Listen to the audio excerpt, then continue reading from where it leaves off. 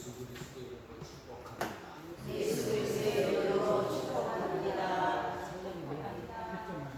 다시 한번 축복하며 하나님께서 하나님께서 들어와도 복을 받게 하시고 들어와도 복을 받게 하시고 나가도 복을 받게 하시고 나가도 복을 받게 하시고 영혼이 잘된 같이 영혼이 잘된 같이 봉사가 잘 되고 범사가 잘 되고 강건하게 해주시기를 강건하게 해주시기를 예수 그리스도의 이름으로 축복합니다. 예수 그리스도의 이름으로 축복합니다. 아멘. 제가 목회를 하면서 제일 어려운 가장 힘든 게 두 가지라고 하는 것을 알게 됐습니다. 하나는 사람의 마음을 얻는 것이 쉽지 않다. 내 편만 들어서 같이 뜻을 가지고 간다는 것이 정말 쉬운 일이 아니다라고 하는 것을 알게 되고, 또 하나는 관계가 참 어렵다. 조금만 뭐 하면 서로 오해하고, 오늘 찬양, 오늘 나눔이라고 하는 찬양하면서 가슴이 참 먹먹해지고 저 자신이 참 부끄럽기도 하는 그런 찬양을 하게 됐습니다. 그래서 저 자신을 돌아보고 정말 관계하기가 쉽지 않구나라고 하는 것을 깨닫게 됩니다. 잠언 3장 30절의 말씀을 보면 사람이 이웃에게 악을 행하지 아니하였거든 까닭 없이 더불어 다투지 말라고 말씀하십니다. 좋은 관계를 유지하라고 하는 것이죠. 그런데 땅 한 평만 서로 연결이 돼서 걸리기 시작하면 굉장히 심각한 상황이 발생하는 요즘의 현실을 보면서 참 세상에 살아가기 녹록하지 않다라는 것을 알게 됩니다. 그런데 어떠다가 보면 서로의 의견이 달라서 이견 충돌이 있을 수 있지만 이 이견 충돌이 넘어서서 공적인 공권력의 힘에 의해서 이것을 해결하려고 하는 상황도 발생할 수 있죠. 그걸 재판이라고 합니다. 그런데 그리스도인들도 어떤 때는 재판에 연루돼서 나갈 수 있는 상황이 발생하죠. 그럴 때 하나님께서 합력하여 서로 이루어 주실 줄 믿고 가만히 있으면 구인장이 오고 그리고 소환장이 와서 어려운 일이 발생할 수 있습니다. 그럴 때는 재판이 걸렸을 때는 어떻게 해야 돼요? 그냥 아멘 할렐루야 믿습니다 하고 기도하고 있으면 망합니다. 가서 여러분 자기의 의견을 충분히 개정해서 나타낼 수 있어야 됩니다. 그럴 때 여러분 오늘 그리스도인들이 정말 이런 사건 앞에서 어떻게 말해야 되고 어떻게 행동해야 하는지를 본문 말씀을 통해서 우리가 교훈을 받습니다. 오늘 본문 말씀 속에서 이 바울이라고 하는 사람이 벨릭스라고 하는 총독 앞에서 나타나는 이 자세와 태도는 오늘 우리에게 참으로 귀감이 되지 않을 수 없습니다. 여러분도 아시겠지만 지난주에 더둘로라고 하는 사람이 와서 유대인들과 장로들과 함께 와서 이 벨릭스라고 하는 총독 앞에서 바울을 신랄하게 고소하고 그리고 인격 모독까지 서슴지 않는 그런 내용들을 여러분과 같이 읽었습니다. 그런데 사도 바울의 모습을 보면서 오늘 우리가 사건이나 아니면 상황에 맞닥뜨려졌을 때 여러분과 제가 그리스도인의 자세를 어떠해야 하는지를 보게 됩니다. 자, 먼저 말씀을 보면은 사도 바울이 10절 말씀 보면 이제 벨리스에게 더둘로는 아주 언변으로 벨리스의 마음을 얻으려고 없는 말 있는 말을 하게 되는 장면들을 우리는 기억합니다. 그런데 이 바울은 그러지 않습니다. 이렇게 얘기합니다. 당신이 여러 해 전부터 이 민족의 재판장 된 것을 내가 알고 내 사건에 대해 기꺼이 변명하나이다. 그러니까 여러분, 이 벨리스라고 하는 사람은 지금 사실 쉽게 얘기하면 고등법원장 재판장 앞에 지금 이제 벨리스라고 하는 사람이 앉아 있는 겁니다. 그러니까 여러분들도 아시겠지만 우리나라는 3심 재판이거든요. 지방법원하고 고등법원하고 그다음에 대법원에서 확정 판결을 하죠. 근데 이 확정 판결에서는 어떤 거를 다루냐면 법리적으로 오해된 것이 없는가, 지방과 고등법원에서 법리적으로 오해가 되지 않으면 대법원에서 그냥 확정 판결을 합니다. 전혀 법적으로 문제가 없다라고 하는 것이 마지막으로 변론을 여러분 할 수 있는 분이 바로 고등법원입니다. 근데 이 고등법원에서 지금 잘 보여야 되는 이 사실, 여러분 혹시 괘씸죄라는 거 혹시 들어보셨나요? 재판장한테 심리적으로 굉장히 불편하게 만들어주면 여러분 재판장의 권한이 증인을 부르거나 아니면 증인이 여러분 이렇게 얘기하는 것도 중간에 끊을 수도 있고 흐름을 역행시켜서 여러분 지금 억울한 사람이 태도가 불손하면 여러분 들어줄 것도 듣지 않습니다. 일부러 중간에서 끊어버리고, 왜냐하면 감정을 상하게 했기 때문에.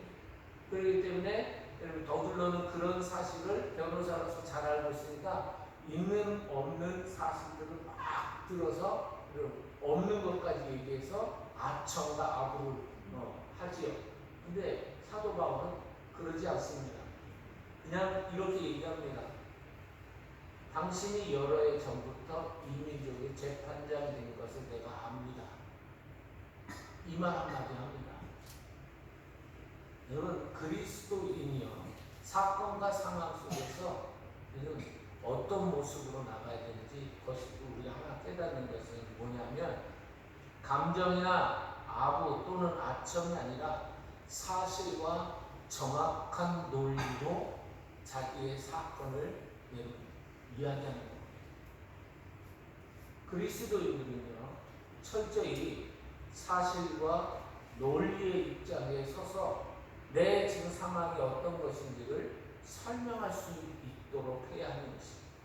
많은 사람들이 감정에 딱 들어가면 있는 것 없는 것을 막 가지고 사람들에게 호소하거나 아니면 사람들이 내 편을 들어주도록 하는 이런 일들이 일어날 수 있습니다. 그런데 그리스도인들은요 그렇게 하지 않습니다.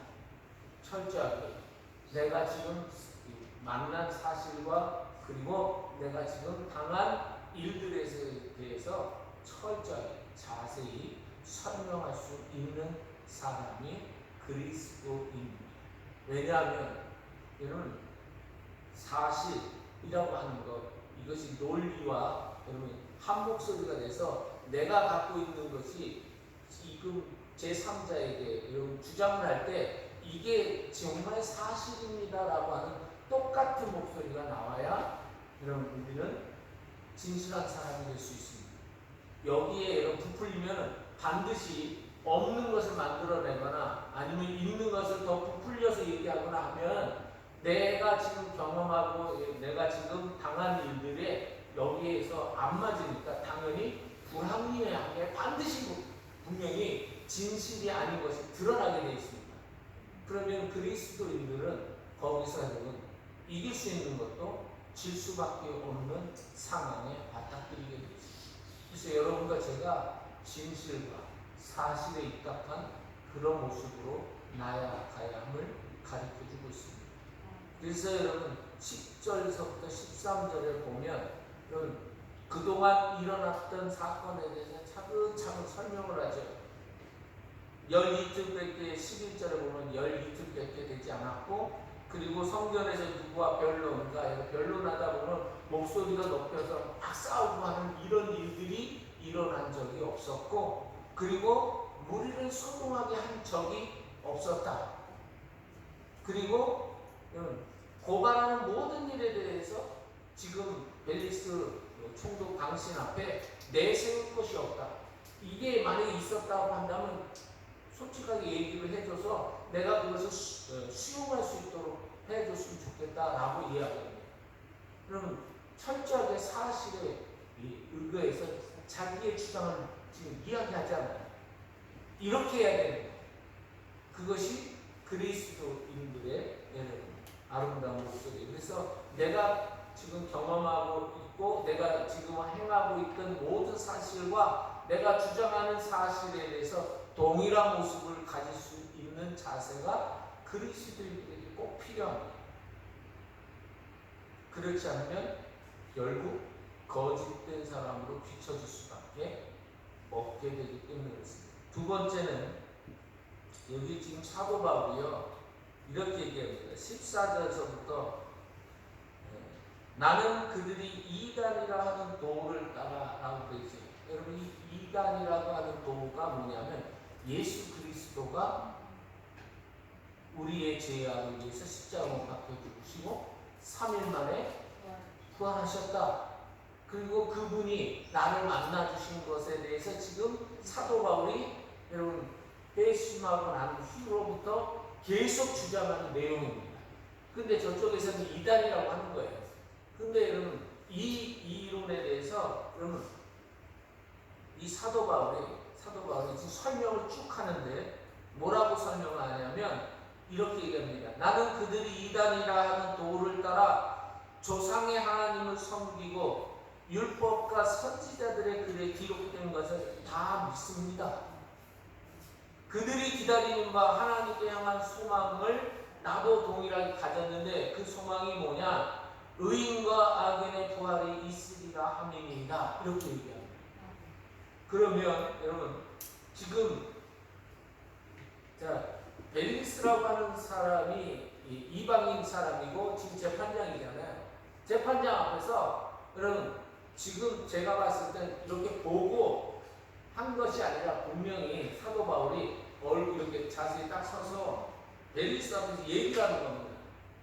그러면 여러분 자기가 지금까지 믿어왔던 것에 대해서 이제 고백하고 사실 이게 증언을 하는 거잖아요. 그런데 만약에 내가 갖고 있는 이 증언이 저에게 여러분 증거되어지려면 여기 있는 게 사실이어야 되고 진실이어야 돼요. 만약에 여기서 여러분 없는 것이 여러분 사람이 당연히 분명히 논리에 허점이 생길 거고 이야기에 여러분 이 어떤 알리바이 같은 것이 탁탁 떨어지지가 않아요. 그런데 여러분 이 사도 바울은 내가 믿는 교리 즉 진리를 분명하게 고백할 수 있으려면 어떻게 해야 되느냐? 내가 철저하게 알고 있어야 됩니다.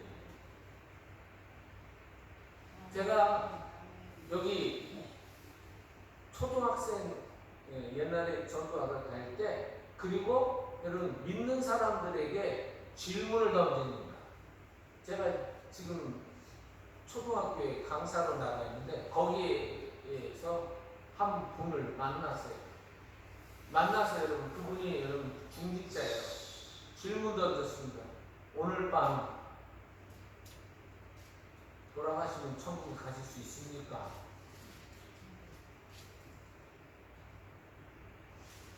그랬더니 이분이 순간 얼굴이 이렇게 벌거져가고 당황을 하면서 답변을 못하는 거예요. 그냥 일반 그냥 서리 집사나 이런 분이 아니라 믿은 지 얼마 되지 않아서 여러분 질문을 이렇게 던졌다 그러면 이분이 당황하는 것이 맞을 수도 있습니다. 그런데 여러분 꽤 오랫동안 제가 볼 때는 한 수십 년 예수님을 믿었다고 하는 분인데 제가 질문 던진 그걸 딱 듣는 순간 이분이 버벅대는 거예요. 그러면 여러분 지금 주워 들은 신앙이에요? 아니면 내가 직접 먹어보고 만져보고 그리고 삶 속에서 실행해본 그런 믿음이에요? 제가 볼 때 분명히 주워 들은 믿음입니다. 그런데 지금 사도 바울은 벨릭스라고 하는 이방인 재판장 앞에서 자기가 믿는 것이 무엇인지를 두 가지를 얘기합니다. 하나는 복음은, 이 복음은 성경에서 이루어진 것을 내가 완성된 것을 내가 믿는다. 여러분 성경이 여러분 얘기하려고 하는 것이 신약과 구약이, 구약은 여러분 이 신약의 여러분 전조 그림자 같은 거죠. 모형론이에요. 근데 여러분 핵심이 뭐냐면 선지자 한 분이 누군가가 와서 우리에게 하나님께서 예비해 놓으신 이 구원의 역사를 말하게 하시고 가르쳐 주시고 그리고 나타내 주실 것이다 라고 하는 것이 구약이에요. 계속해서 이런 구약은 여러분 누군가가 온다 라고 얘기를 하는 것이 구약이에요. 사실 핵심은. 그런데 여러분 신약에 오니까 400년이 지난 후에 누가 오셨어요? 예수님. 그런데 여러분 예수님이 때가 차서 여러분 하나님께서 약속하신 시간에 오신 거죠. 그러니까 여러분 구약의 모든 내용들을 여러분 압축시키면 누구에게로 여러분 집중해서 포커스가 맞춰져 있느냐? 예수 그리스도. 그래서 여러분 성경의 구약과 신약을 압축시키면 딱 두 글자로 나와요. 예수님. 그래서 여러분 성경은 복음에, 그래서 복음은 마가복음 1장 1절에 복음은 예수 그리스도의 복음의 시작이라고 되어 있어요. 그래서 시작과 완성은 누구에게로 여러분 결론이 내어지느냐? 예수 그리스도에게로 결론이 내어집니다. 그리고 여러분 복음의 여러분 가장 정말 우리에게 중심이 되어 있다라고 하는 게 뭐냐면 우리 부활신앙이죠. 여러분과 제가 어렵고 힘든 상황을 만나더라도 넘어갈 수 있고 그리고 정말 억울하고 답답한 상황이 일어난다 할지라도 여러분 일어날 수 있는 힘이 있다면 그건 여러분과 저에게 있어서 부활의 신앙이에요. 여러분 죽으면 끝나는 게 아니죠. 여러분 예수 그리스도 선한 일을 행한 자는 생명의 부활을 얻고 악한 일을 행한 자는 여러분 심판의 부활을 오죠. 그래서 여러분 우리 이야기 대화 나누다가 여러분 이게 분명히 내가 맞긴 맞는데 저 사람이 워낙 수단과 방법을 교묘하게 써서 나를 억울하게 만들 때 일반 믿지 않는 사람들은 뭐라 그러냐면 하늘이 본다고, 하늘이 한다고 이러고 얘기를 하고 내 억울함을 더 이상 말할 수 없을 때는 그렇게 얘기하죠. 여러분 왜 하늘이라고 얘기해요? 여러분 지금은 억울하게 당하고 여러분 정말 이게 말로 표현할 수 없는 이 답답함이 있을지라도 언젠가 하나님께서 이거를 갚아주실 것이다 라고 하는 그런 마음이 여러분 믿지 않는 사람들에게 있지만 우리 믿는 사람들에게는 끝이 어떻게 되는지 알고 있으니까 그 끝이 어디냐? 여러분 죽음이 아니에요. 죽음 다음에 뭐예요? 심판과 부활의 역사를 우리는 믿기 때문에 그것을 믿고 가는 거예요. 그래서 여러분 이 사람이 이 사도 바울이 벨리스 앞에서 내가 알고 있는 이 믿음은 결코 헛된 것이 아닙니다 라고 지금 증언하고 있습니다. 그리고 세 번째는 여러분 여기 말씀 보시면 자 18절과 16절과 17절 한번 읽어보실까요? 시작.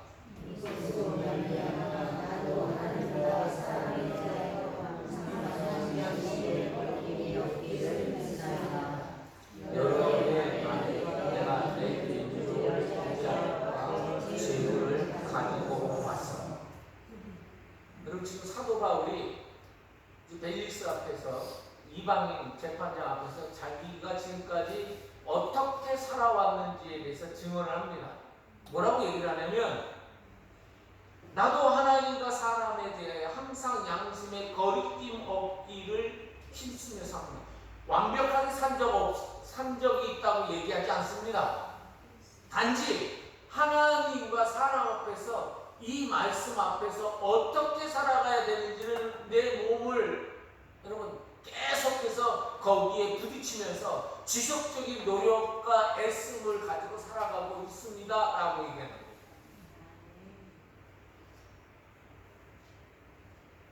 여러분 우리 김화제교회가 바깥에 성도들이 나가서 여러분 다른 사람하고 이렇게 싸움이 일어나거나 큰 목소리를 내거나 하면 여러분 그리스도인들은 우리 김화제교회 성도들은 어떻게 하냐 그냥 당하는 거예요. 어떡하시라고요? 멱살 잡기 하면 이러시지 말라. 억울하지만 성질나는 대로 하고 싶지만 여러분 우리가 참아야 돼요. 왜요? 왜 참아야 돼요? 나와 함께 내가 지금 얼굴은 이렇게 생겼지만 내 안에 저 사람들 누구를 보느냐? 보통 이렇게 얘기해요. 교회 다니는 것들이 이렇게 얘기합니다. 그런데 좀 점잖게 표현하면 나는 예수 믿는 사람이에요. 그러니까 어떻게 해야 돼요?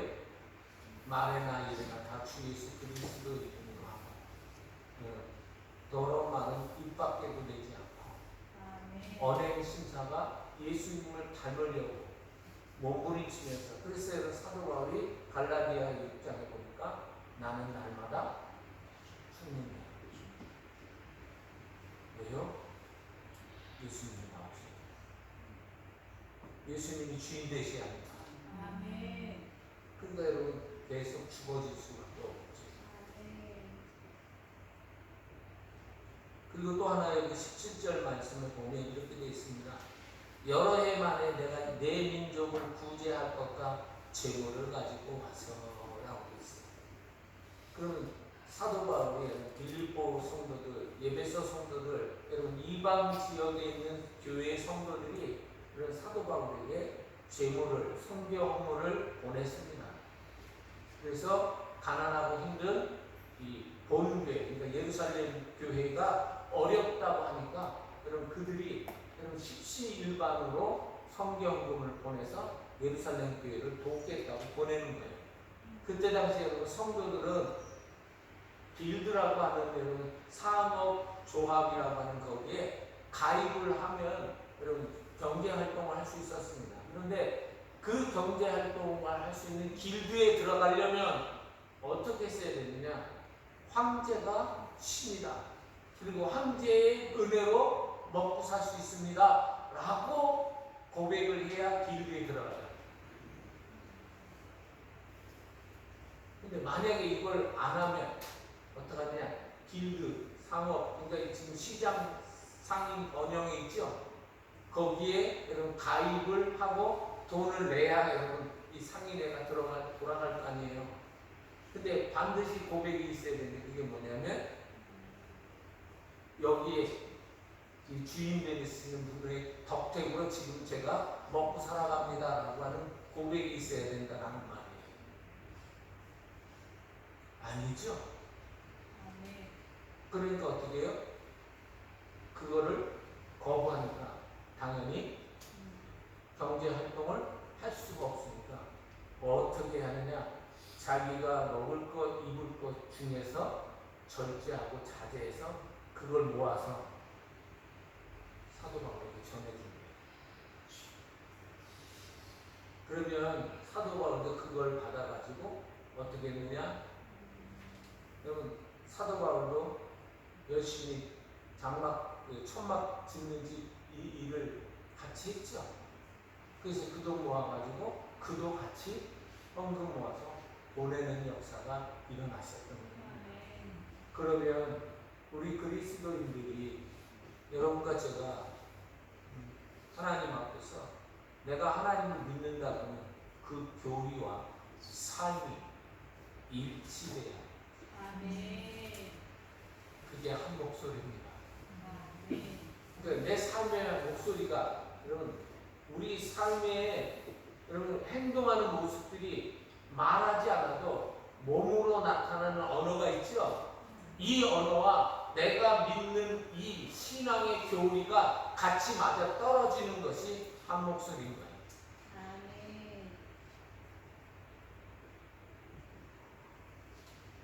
그리고 네 번째 우리가 교훈받는 게 뭐냐면요. 22절과 23절이에요. 자, 22절, 23절 있습니다. 시작. 그 사람이 교회에 관한 것을 더 자세히 아는 것으로 명리하여 이르되 선거자 루시아가 내려오거든 너희를 찾아오라 하고 백부장에게 명하여 바울을 시키되 사형을 주고 그의 친구들이 그를 돌보아주는 것을 그만이 하라 하니라. 여러분 왜 오늘 한 목소리라고 했냐면 자 22절에 보면 벨릭스라고 하는 사람이 어떻게 설명을 해주고 있냐면 벨릭스가라고 되어 있어요. 벨릭스는 그 다음에 뭐라고 되어 있어요? 이 도에 가는 것을 자세히 한다고 했어요. 아주 여러분 이게 정말 이 사람들이 왜 이런 걸 가지고 하는지를 이미 알고 있었다는 거예요.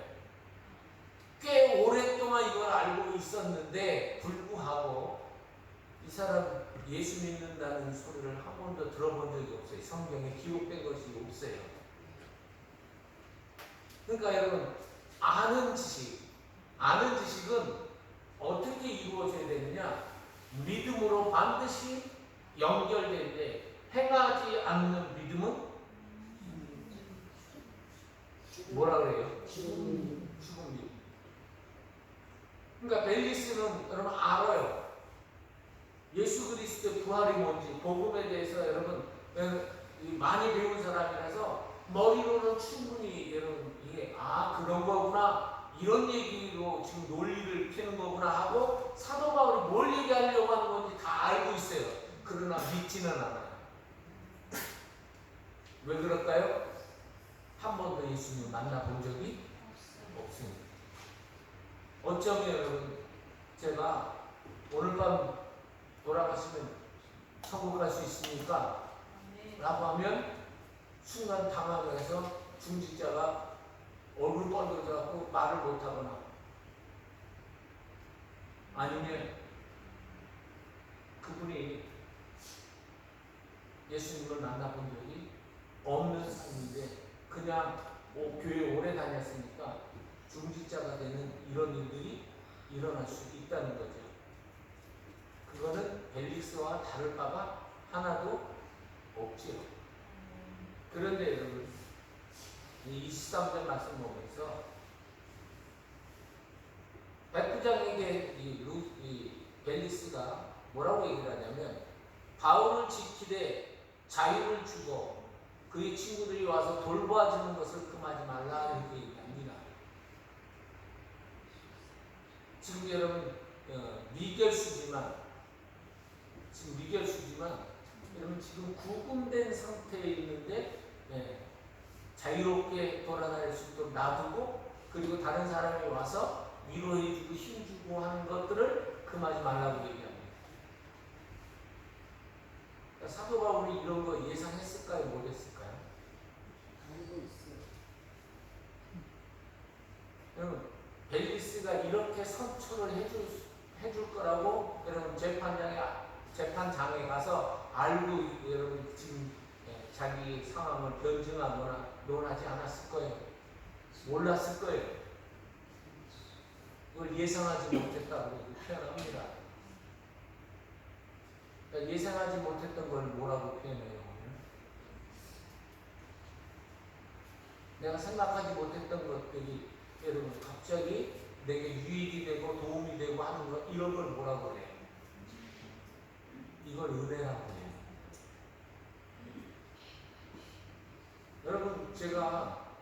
여러분과 제가 동일하게 한 목소리를 내야 되는 게 하나 있어요. 그게 뭐냐면 지금까지 지내는 것이 하나님이에요. 아멘. 지금도 은혜로 살고 있고 아멘. 앞으로도 은혜로 살고 가게 될 수 있다라는 사실을 우리는 한 목소리로 이해해야 됩니다. 사도 바울이 이 상황들은 뭐죠?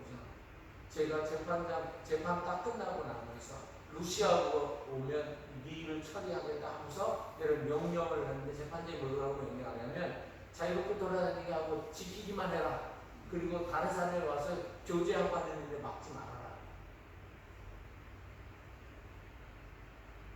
여러분과 제가 예상하지 못한 일들이 얼마나 많은 것들이 우리에게 좋은 것으로 오는지 몰라요.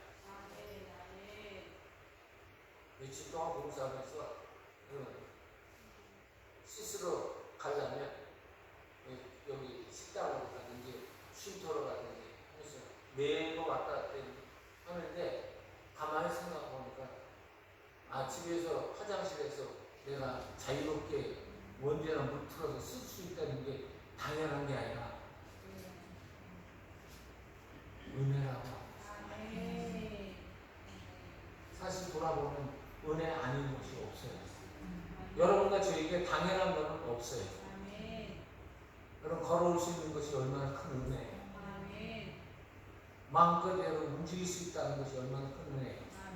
왜 사람들이 여러분 교도소 들어가는 걸 엄청 싫어하냐면 자유를 박탈당하기 때문에 모든 것이 감시당하고. 근데 지금 우리는 자유로운 가운데서 예배드리고 찬양하고 예배할 수 있습니다. 그리고 여러분 집에 가면 내가 여러분 발 뻗고 마음 편안하게 둘러올 수 있는 공간이 있고 그리고 마음껏 여러분 여러분 전 세계에 우리나라처럼 정수 잘 되는 나라 없어요. 그걸 우리는 돈을 내긴 내요. 근데 물값 내는 게 아니에요. 거기에 수고하고 애쓴 사람들이 인건비나 여러분 관리하는 데 쓸 수 있도록 협조하는 것 뿐이에요. 진짜 물값은 여러분 공짜예요. 은혜잖아요. 그러니 여러분과 제가 얼마나 여러분 은혜로 살아가고 있는지를 말씀해주고 있는 것이죠. 그렇다면 여러분과 제 삶 속에서 여러분 모든 것이 하나님의 은혜입니다라고 한 목소리가 여러분과 저의 삶 속에서 상황이, 환경이, 처지가, 형편이 어떠한 것이든 상관없이 여러분 지금 나는 뭘로 살아가고 있다? 은혜로 살고 있습니다 라고 얘기할 수 있는 그런 여러분 말씀의 교훈이 여러분과 제게 주시는 말씀입니다.